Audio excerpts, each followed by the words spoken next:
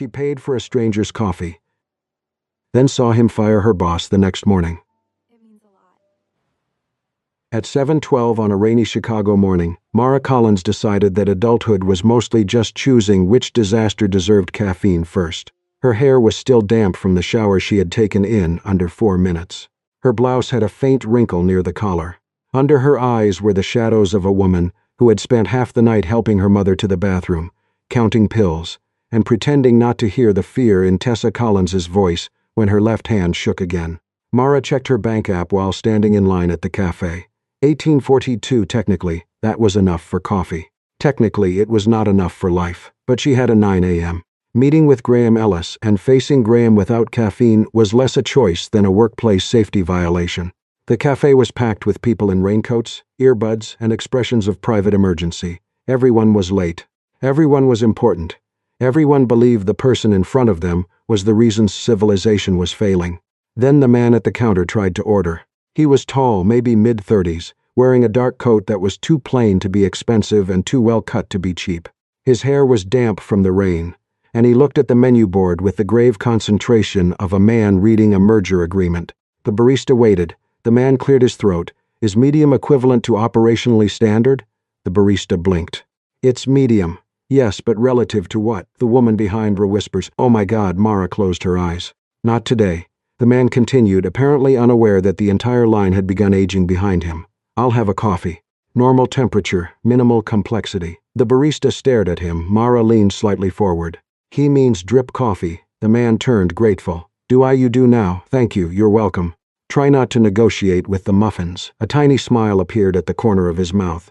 The barista rang him up. $4.12. The man handed over a card, declined. He frowned, more confused than embarrassed, and tried another card, declined again.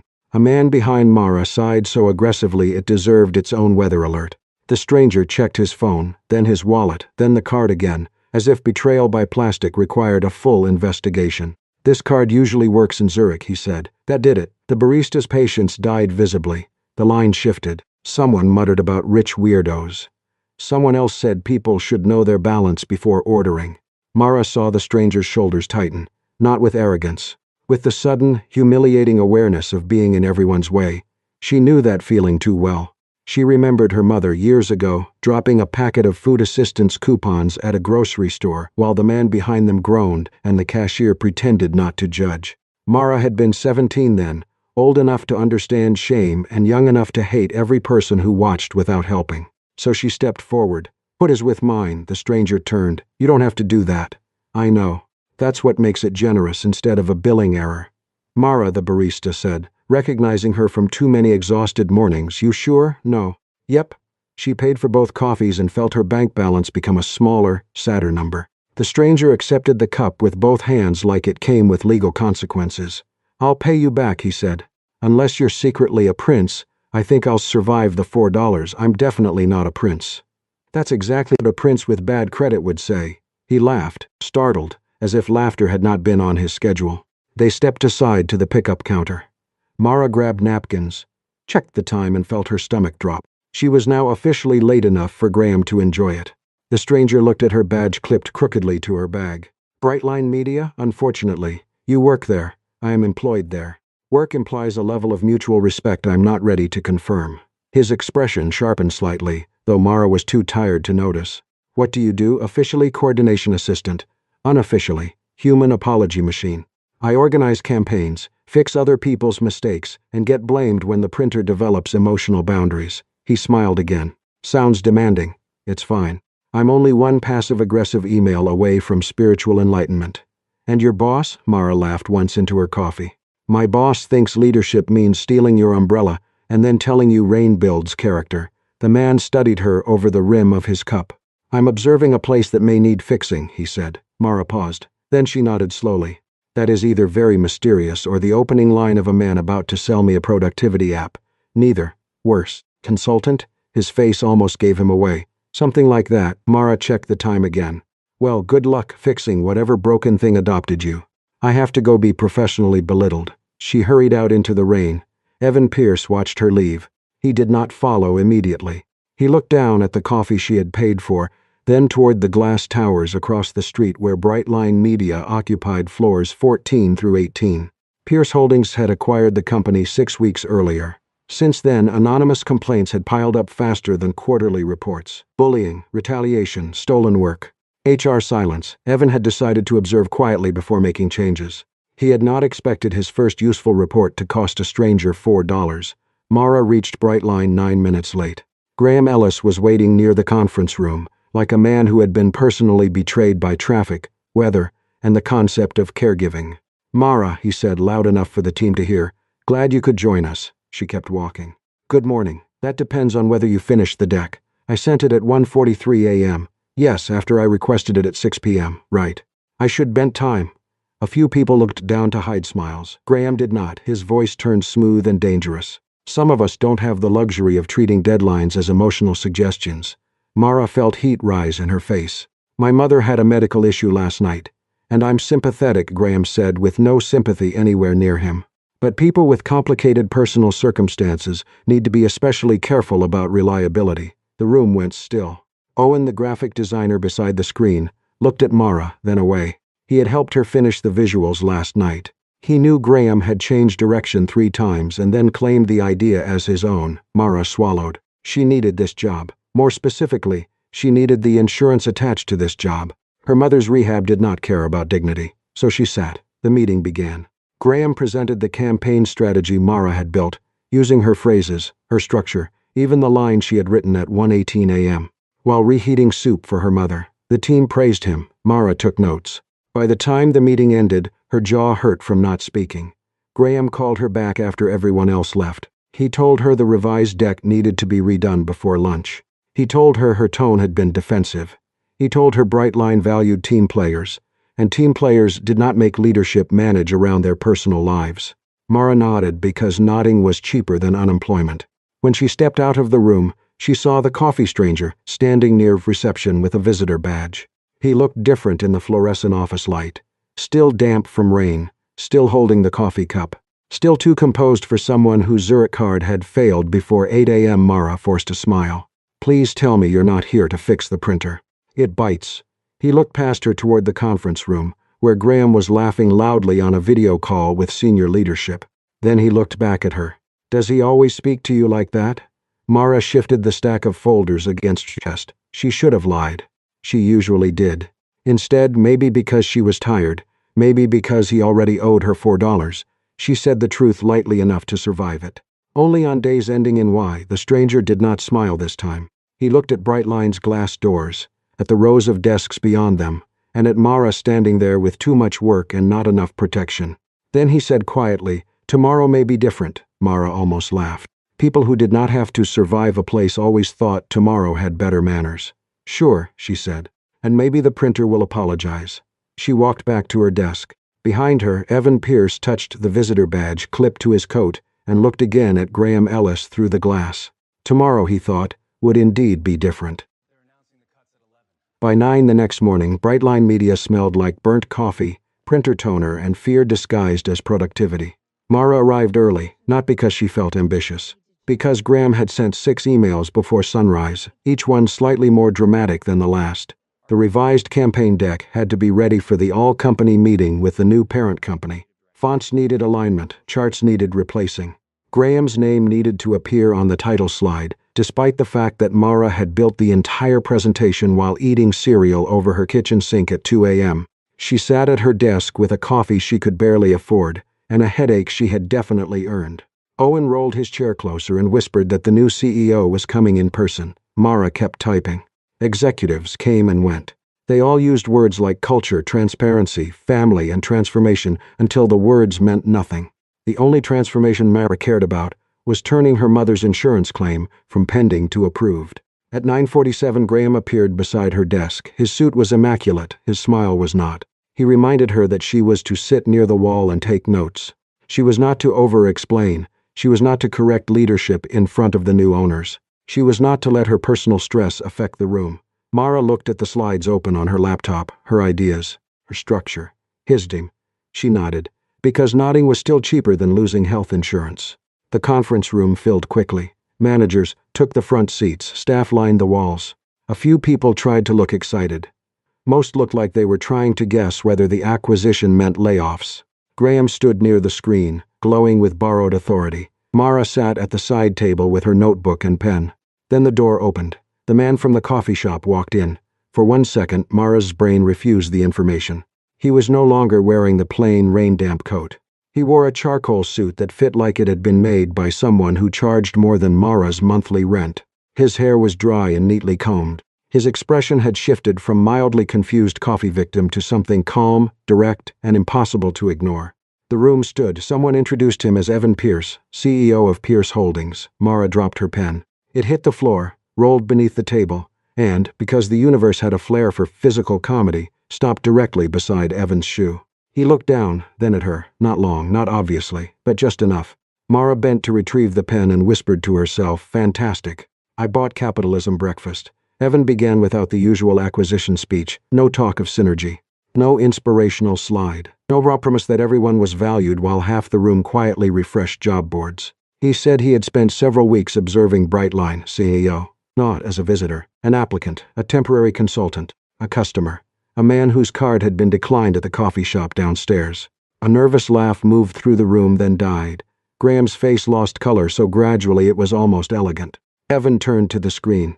The first slide showed a timeline of complaints filed over the past 18 months. Bullying, retaliation, credit theft, manipulated performance reviews. Employees with caregiving responsibilities being labeled unreliable. Anonymous reports closed without investigation. Mara felt the air leave her lungs. The next slide showed email chains. Graham's emails. Some were familiar. Too familiar. Requests sent late at night, followed by complaints about delayed turnaround. Edits Mara had made, forwarded upward without her name. Feedback notes describing her as emotionally reactive after she had asked for clarity. A performance flag entered the week her mother had been hospitalized. The room became painfully still.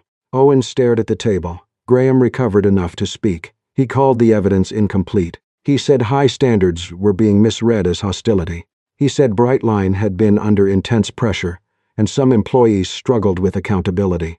Then he made the mistake of looking at Mara. He suggested she was talented but unstable, that her lateness, family obligations, and sensitivity had created friction. He implied, carefully enough for a lawyer but clearly enough for everyone else, that Evan had been influenced by a personal interaction outside the office. Mara felt every eye turned toward her, the coffee shop, the $4, her tired joke. Her life suddenly useful as evidence in someone else's trial. Her stomach twisted. Evan saw it and stopped. He did not defend her as if she needed rescuing. He did not tell the room she was good or kind or deserving. He did not turn her into a symbol. He looked at Graham instead. "This is not about Mara Collins buying me coffee," he said. "It is about a company where everyone knew what was happening and learned to survive it quietly." No one moved. Evan continued.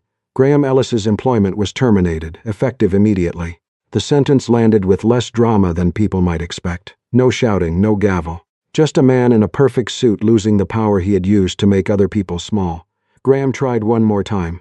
He said Evan was making a mistake. See if this would destabilize operations. He said staff needed discipline, not emotional theater. Evan listened.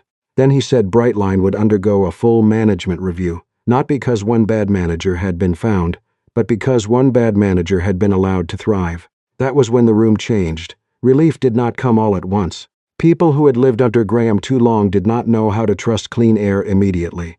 A few looked near tears. Others looked terrified. Some, like Owen, looked ashamed. Mara looked at the floor. She did not feel victorious. She felt exposed. After the meeting, people avoided her and stared at her at the same time. Owen came close enough to apologize, then seemed to run out of language. Mara spared him by pretending to check her email. Evan found her near the copy room, where she was trying to convince the machine to stop blinking paper jam when there was, in fact, no visible paper and plenty of emotional hostility. He stood a respectful distance away. She did not look at him, so she said, "Do I call you Evan, mister?" "Pierce or your Majesty of declined debit cards," he almost smiled. "Evan is fine. Great. Evan." She shut the copier door harder than necessary. "Next time you want to understand poor people, maybe try asking before going undercover as a declined debit card." He absorbed that. "I deserved that. You deserved worse, but I'm at work." A pause. He thanked her for the coffee. Mara finally turned. The anger in her face was not loud, but it was precise. That coffee was not a job interview. It was not a character reference. It was not permission to drag me into your investigation. I know. Do you? Her voice lowered. Because when men like Graham hurt people, women like me learn to stay invisible. And today, suddenly, everyone saw me. Not because I spoke, because you pointed a flashlight near where I was standing. Evan had no quick answer. That was the first thing Mara liked about him against her will. He did not fill the silence with leadership language. He let the truth make him uncomfortable. Finally, he reached into his wallet and took out a $5 bill. For yesterday, Mara stared at it, then at him. You're trying to reimburse the incident that caused my existential workplace crisis. I'm beginning to suspect that was poorly timed. Keep it, she said, taking her jammed printout from the copier at last. Consider it tuition. She walked away before he could respond. Evan looked down at the $5 bill in his hand. Then at the office beyond the glass, where people were already whispering, calculating, hoping, fearing. Yesterday, Mara had bought him coffee. Today she had handed him the bill for everything he still did not understand. By the end of the week, Graham Ellis was no longer in the building, but somehow his shadow still had an access badge. Brightline did not become healthy because one man had been escorted out with a cardboard box and a face full of corporate betrayal. People still lowered their voices when managers walked by. Employees still apologized before asking questions. Calendar invitations still appeared after 6 p.m. with the cheerful violence of people who had forgotten workdays were supposed to end. Evan Pierce noticed all of it now. That was the problem with seeing clearly once. It made blindness harder to return to. He and Leah Morgan spent the next several days inside conference rooms with closed blinds, reading complaints that had been filed, buried, softened, or rerouted into useless language. Graham had been cruel, yes, but he had not invented the weather. Brightline had rewarded managers who produced fast results, even when those results came from fear. High turnover had been called team evolution. Burnout had been called growth pressure. Stolen work had been called leadership synthesis. Leah placed one report after another in front of Evan without mercy. He wanted to be angry at Graham. It was easier. Leah did not let him. She reminded him that toxic leaders rarely survived alone. Someone approved their numbers. Someone ignored their methods. Someone called the complaints ins nudge because the quarterly charts looked clean. Evan knew who that someone had been. Not directly, not intentionally. But his company had bought Brightline and studied its revenue before it studied its people. Meanwhile, Mara Collins became famous in the worst possible way. Not outside the company yet. Inside was bad enough. By Monday, someone had started calling her the coffee girl. Not loudly, never where HR could hear. But she heard it in the pause before conversations stopped. She saw it in the way coworkers who once asked her for help now hesitated, as if kindness had become politically dangerous. Some people thought she was lucky. Some thought she had orchestrated Graham's downfall with a $4 beverage and feminine witchcraft. Owen apologized 3 times, each one more awkward than the last, until Marfa finally told him that if he apologized again, she would assign him a feelings spreadsheet and make him color-code his shame. He stopped, mostly. Evan wanted to fix it. Of course he did. Fixing was his native language. He wanted to move Mara to a better team, give her a raise, assign a formal title, announce protections, escort every whispering employee into a values workshop until they became better citizens through exhaustion. Leah watched him outlining possibilities on a whiteboard and sighed. She is not a damaged department. Evan capped the marker. I know that. No, Leah said. You know it intellectually.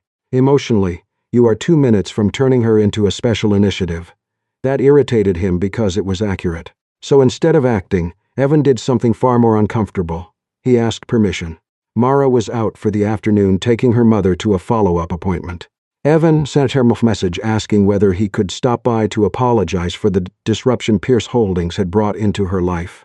Mara did not answer for 43 minutes. Then she sent an address in one line. Do not bring flowers. My mother will assume you're guilty of murder. Tessa Collins lived in a small apartment full of books, pill organizers, and stubborn dignity. She was thinner than Evan expected, with a knitted blanket over her knees and the sharp eyes of a woman who had once been a librarian and still knew exactly when someone was overdue. Mara opened the door with suspicion. Evan stepped in holding nothing. Tessa approved of that immediately. So you're the coffee man, she said. Evan paused. That appears to be my title now. I've heard worse titles for CEOs. Mara made a sound that might have been a cough or a laugh. Evan apologized to Tessa for the stress caused by the investigation, the office gossip, and the company's failure to protect Mara sooner. He had prepared the apology carefully in his head. Tessa listened. Then she said a man who apologized in complete sentences was either genuinely sorry or raised by a very strict grandmother. Evan blinked. My grandmother was terrifying. I knew it. Mara laughed then unexpectedly, and the sound did something inconvenient to Evan's chest. It was not the first time he had found Mara beautiful, but it was the first time he saw her in a room where she was not bracing for impact. She handed her mother tea, adjusted a pillow, rolled her eyes when T.S. asked if the CEO had eaten lunch, and threatened to serve him crackers from the emotionally unavailable shelf. For 20 minutes, Evan forgot how to be impressive. He sat on a faded chair with one loose leg and drank tea that tasted vaguely medicinal, while Tessa asked him whether he knew the difference between helping a woman and annexing her life. He said he was learning. Tessa nodded as if that was barely acceptable. That evening, Evan made his next mistake. He sent Mara an email. The subject line read, "Proposal for dinner conversation." The body included 4 numbered items. Apology, continuation, clarification of non-work intentions, mutual food selection, optional dessert. Mara replied 8 minutes later. Rejected. Too many bullet points. Also, optional dessert is emotionally suspicious. Evan stared at the screen in his office for a full minute. Then, for reasons he could not fully defend, he smiled. The next morning, Mara found a folded piece of paper on her desk. No company letterhead. No assistant. No calendar invite. Just handwriting. Would you like to have dinner with me? No agenda. Dessert not optional if you want it. Mara read it twice. Owen peeked over the divider. She threw a paperclip at him without looking, but she smiled, not enough to say yes. Enough to make Evan, watching from the glass conference room like a man pretending not to watch, nearly walk into a chair. The real test came during the employee feedback session that afternoon. Leah had insisted it be voluntary. Anonymous submissions had been gathered, but several employees chose to speak in person. Some talked about Graham. Others talked about managers who remained. A designer described losing credit for months of work. A young father admitted he had hidden his child's doctor appointments because flexibility was treated like weakness. Then Mara stood. The room became too quiet. She held no notes. She said she appreciated the investigation, but she would not become the company's moral mascot. She was not proof that Brightline had a soul because she bought a stranger coffee. She was not the inspirational employee who suffered beautifully until a CEO noticed. She was tired, angry, skilled, and very much uninterested in being used to make everyone feel redeemed. Several people looked uncomfortable. Good, her expression seemed to say. She went on. Brightline did not need a statue of kindness. It needed overtime rules that were followed, credit systems that named contributors, HR policies that protected caregivers before they broke down, managers evaluated by how many people grew under them, not how many survived them. Evan felt the instinct rise again. To answer, to explain, to assure, to repair the silence. Instead, he listened, really listened. Not as a CEO waiting for his turn to speak, but as a man finally understanding that respect sometimes meant letting someone's anger remain unpolished. When Mara finished, Leah looked at Evan. He did not make a speech. He only thanked the room and said the changes would be drafted with employee input, not handed down as a performance of enlightenment. Afterward, Evan found Mara near the stairwell. She had the folded dinner note in one hand. "I'll join the reform team," she said. "Paid consulting hours, real authority over the practical stuff, scheduling, credit, caregiver policies, complaint escalation. Done, and I'm not your redemption arc." Evan looked at her, then at the note in her hand. "Good," he said. "I was hoping to become a person, not a storyline." Mara tried not to smile, failed. "Dinner is not guaranteed," she said. "Understood. And if dessert becomes a bullet point again, I'm reporting you to Leah. That seems fair." She walked away. This time Evan did not follow. He had learned at least that much. The story leaked on a Wednesday morning. By 8:30, 3 people had sent Mara the same article. By 9:15, everyone at Brightline was pretending not to read it. The headline was exactly as humiliating as she feared. She paid for a stranger's coffee. Then he fired her boss the next morning. There was a blurry photo of Evan outside the cafe, taken from someone's social media post, and an even blurrier one of Mara walking into Brightline with wet hair and the expression of a woman who had not consented to becoming content before breakfast. The internet loved it. Of course it did. It had everything: a tired young woman, a secret CEO, a terrible boss, a $4 act of kindness, and enough class tension to make strangers feel morally refreshed while scrolling on their lunch breaks. By noon, the comments had begun naming her coffee girl. Mara hated that most of all. She was not a girl. She was 27, had a mother with rehab appointments, a landlord who believed grace periods were communist propaganda, and a consulting contract that still did not come with enough sleep. Pierce Holdings' PR department loved the story even more than the internet did. They called it organic brand redemption. Leah called it a lawsuit wearing lip gloss. By Thursday afternoon, Mara found herself accidentally copied on a campaign deck titled, "The Coffee That Changed a Company." The first slide had a warm brown color palette, a stock image of latte art, and the words. Mara stared at it for a full 10 seconds. Then she laughed, not because it was funny, because if she did not laugh, she would walk into PR and begin throwing ethically sourced muffins. The storyboard was worse, a reenactment of the cafe scene, soft morning light, a hesitant CEO, a brave employee, a symbolic cup placed between them. Someone had even suggested filming Mara from behind, to preserve authenticity while maintaining emotional universality. Mara forwarded the deck to Evan with one line, "If you approve this, I will replace every office coffee pod with decaf." He replied 2 minutes later, "Please do not escalate to war crimes, I'm handling it." But handling it was slower than humiliation. The next morning, Mara spent 43 minutes on the phone with her mother's insurance provider, trying to understand why a post-acquisition benefits transition had disrupted one portion of Tess's rehab coverage. She listened to hold music that sounded like a dying aquarium while staring at an email asking whether she would be open to sharing her emotional journey in a controlled environment. A controlled environment. Her mother was relearning hand strength with rubber therapy balls, and Pierce Holdings was discussing whether Mara's coffee purchase needed a cinematic arc. By the time the internal town hall began that afternoon, Mara had decided she would sit quietly, take notes, and keep her blood pressure at a level her mother would approve of. That lasted 6 minutes. The lights dimmed. A giant screen behind the stage lit up with security footage from the cafe. There she was, hair damp, shoulders tense, card in hand, paying for Evan's coffee without knowing who he was. A few employees clapped. Someone actually said, "Ah." Mara felt the sound enter her like a slap. Evan, seated near the front with Leah, went completely still. The PR director stepped onto the stage with the bright, doomed energy of a person who had confused storytelling with consent. She began describing the clip as a reminder that Brightline's transformation had started with one simple human moment. Mara stood. Her chair scraped the floor loudly enough to stop the room. The PR director paused. Mara did not wait to be invited. She walked down the aisle, not toward the stage, but toward the screen. Her hands shook. Her voice did not. She said she had not given permission for that video to be shown. She said nobody had asked whether she wanted her tired face, her private morning, or her $4 choice projected like a corporate fable. The room fell silent. She turned toward the employees. Everyone was applauding a cup of coffee, because it was easier than talking about why she had been too afraid to complain about Graham for months. Easier than talking about why employees with sick parents stayed quiet because insurance was a leash. Easier than talking about why a company needed a viral story before it remembered workers were human. Her voice cracked only once when she mentioned Tess's rehab coverage, not because she wanted pity, because she was furious that her mother's care had become a line item while her own kindness had become a mood board. Evan stood. The PR director turned toward him as if expecting rescue. She did not get it. He walked to the control table himself and stopped the video. The screen went black. Then he faced the room.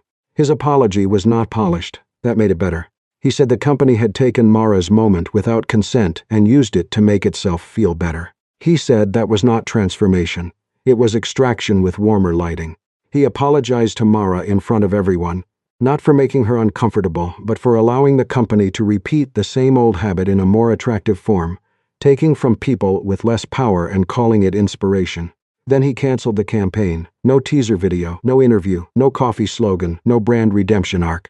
The PR team looked physically wounded. Leah looked like she might finally sleep 8 minutes tonight.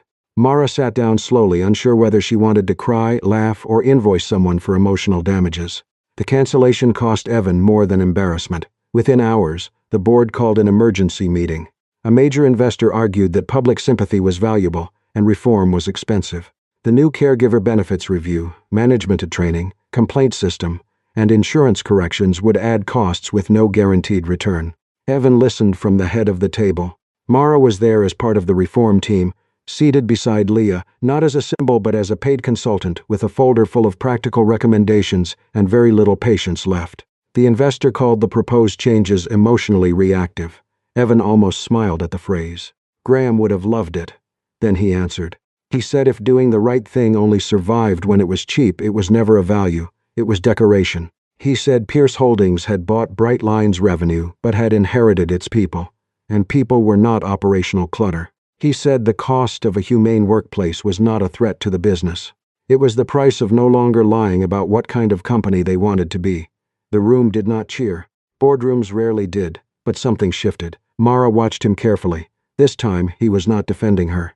Not the coffee, not the viral story. He was defending a principle, even when it made the math uglier. That mattered. Later, they ended up in the stairwell because the elevators were full, and Mara claimed she needed oxygen not filtered through investor panic. Evan followed at a respectful distance. For several flights, neither of them spoke. The concrete stairwell smelled faintly of dust and emergency paint.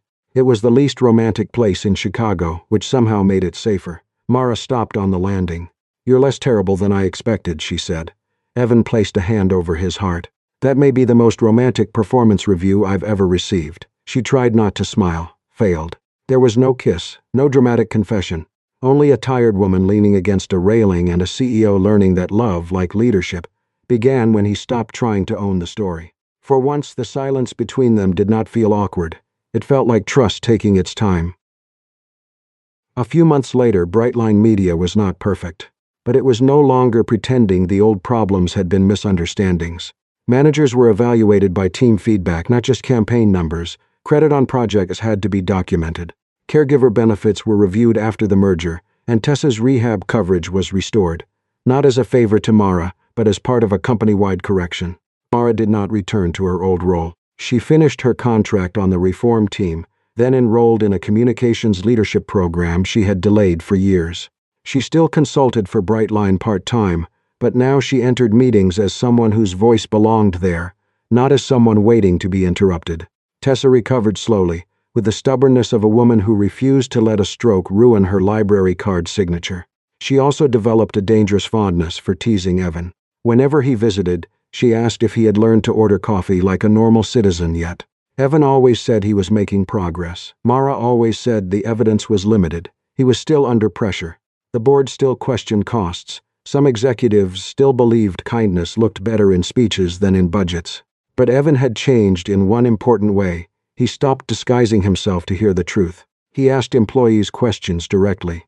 Then he waited long enough for honest answers. He listened without turning every feeling into a dashboard, though Leah still caught him trying twice and confiscated his marker. One rainy morning, Mara walked into the same cafe where everything had started. Evan was already at the counter.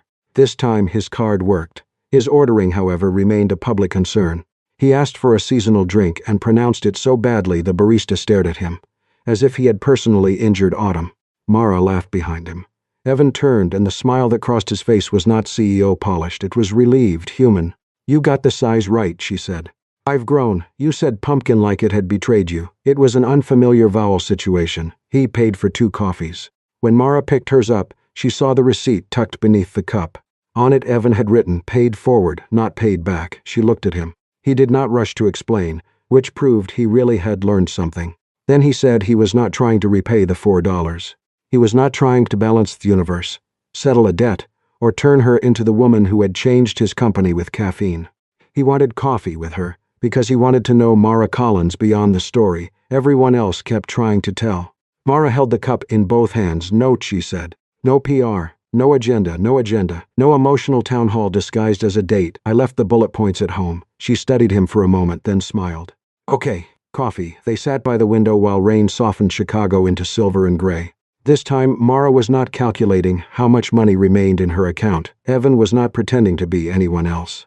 The coffee between them was not proof, payment, or apology. It was simply warm. And maybe love had not begun when Evan fired her boss. Maybe it began later, when he stopped using her kindness as a mirror for his own goodness, and started seeing her as a woman with the right to choose her own story. If this story touched your heart, tell me in the comments. Would you forgive Evan after learning the truth? And have you ever done one small act of kindness that changed more than you expected? Please like and subscribe Soul Stirring Stories channel. Real love is not repayment. Sometimes it is simply someone sitting across from you, no agenda, no performance, finally ready to see you as yourself.